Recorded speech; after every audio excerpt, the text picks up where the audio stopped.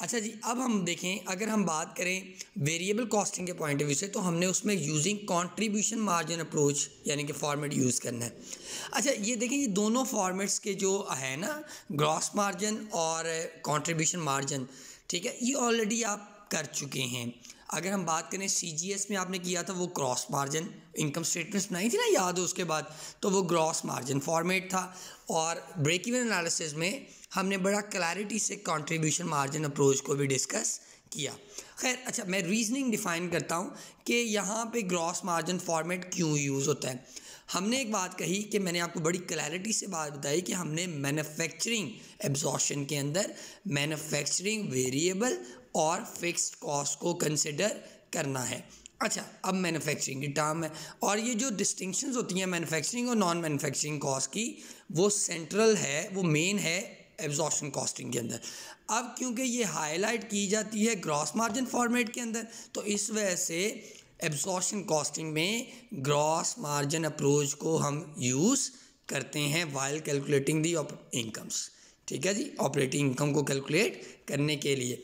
When comes to the variable costing, तो हमने वहाँ पे आपको बताया कंट्रीब्यूशन मार्जिन अप्रोच यूज़ करते हैं। जब कंट्रीब्यूशन में तो आपको पता है इसका मतलब उसमें डिस्टिंक्शंस होंगी वेरिएबल और फिक्स्ड के अंदर। यही मेन सेंट्रल है वेरिएबल कॉस्टिंग का। और आपको पता है कि ये जो फिक्स्ड और वेरिएबल कॉस्ट की डिस्टिंक्शंस होती है वो हाईलाइटेड होती है by the contribution margin format. इस वजह से ये फॉर्मेट्स यूज़ किए जाते हैं। अच्छा, अब एक और बात जो है एक्सप्लेन हम करते हैं डिफरेंस इन इनकम। याद रखिएगा कि यहाँ पर यानी कि एब्जॉर्प्शन कॉस्टिंग में हमने affected by the unit level of production as well as sale, दोनों लेवल्स को हमने अफेक्ट करना है। लेकिन जब हम comes to the variable costing होते हैं तो उसमें सिर्फ और सिर्फ यूनिट लेवल ऑफ सेल्स को ही हमने डिस्कस करना है। ठीक है, वो हम जब क्वेश्चंस करेंगे उसकी क्लैरिटी आपको मज़ीद वहाँ पे आ जाएगी। फॉर टाइमिंग मैं आपको फॉर्मेटिंग में बताने लगा हूँ कि फॉर्मेट्स कैसे अप्लाई करने हैं। देखिए, हमारे पास एक टर्म है रेवेन्यू, जाहिर बात है रेवेन्यू से कॉस्ट लेस करेंगे तो हमारे पास प्रॉफिट आएगा।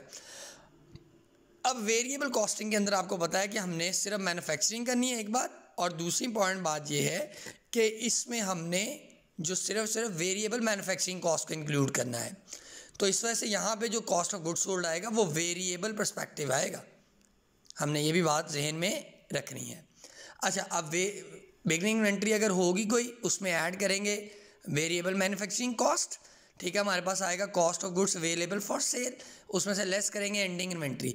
तो जो आंसर आएगा that is called cost of goods sold, लेकिन variable cost of goods sold, ये बात जहन में रखनी है। फिर जो वेरिएबल मार्केटिंग कॉस्ट होगी वो यहीं पे इसी रेवेन्यू में से लेस करने के बाद ये जो मेरे पास आंसर आएगा that is called contribution margin. अब इसमें से फिक्स्ड जो भी है, चाहे वो मैन्युफैक्चरिंग पर्सपेक्टिव है या मार्केटिंग पर्सपेक्टिव है, उसको हम क्या कर देंगे, लेस कर देंगे। तो जो रिमेनिंग वैल्यू होगी that is called operating income. But when comes to the absorption costing, तो एब्जॉर्प्शन कॉस्टिंग में आपको बताया कि जनाब हमने फिक्स्ड और वेरिएबल मैन्युफैक्चरिंग दोनों ही इंक्लूड करने हैं इस रेवेन्यू में से। अब यहाँ पे मैंने वेरिएबल कॉस्ट अप्रोच नहीं, वेरिएबल कॉस्ट सिर्फ यूज़ नहीं कर रहा, इस वजह से मैंने variable cost of goods sold यहाँ मेंशन नहीं किया।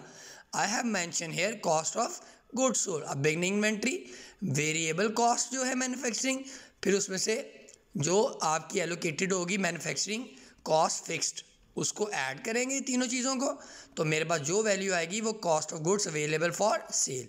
बिगनिंग इन्वेंट्री के बाद एंडिंग इन्वेंट्रीज में लेस करेंगे तो आंसर मेरे पास क्या आएगा, कॉस्ट ऑफ गुड्स सोल्ड। जब रेवेन्यू में से ये CGS लेस होगा that is called gross margin.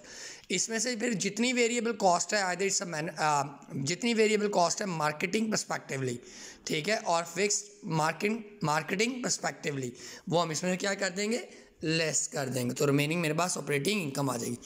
अगर मैं एब्जॉर्प्शन कॉस्टिंग के पॉइंट ऑफ व्यू से बात करूं, मैन्युफैक्चरिंग कॉस्ट एक्सपेंस क्या है, तो वो ओनली CGS है, ये वाली पर्टिकुलर अमाउंट, ठीक है। लेकिन जब हम एब्जॉर्प्शन कॉस्टिंग में बात करते हैं मैन्युफैक्चरिंग की, तो उसमें दो किस्म की आएंगी।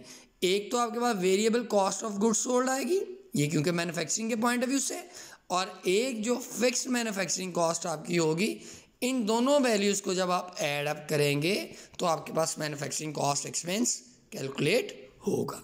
ठीक है बेटा, ये मैंने आपको फॉर्मेट्स पे इन डिटेल डिस्कस कर लिए हैं। कोई प्रॉब्लम होगी तो हम डिस्कस कर लेंगे। Thank you so much.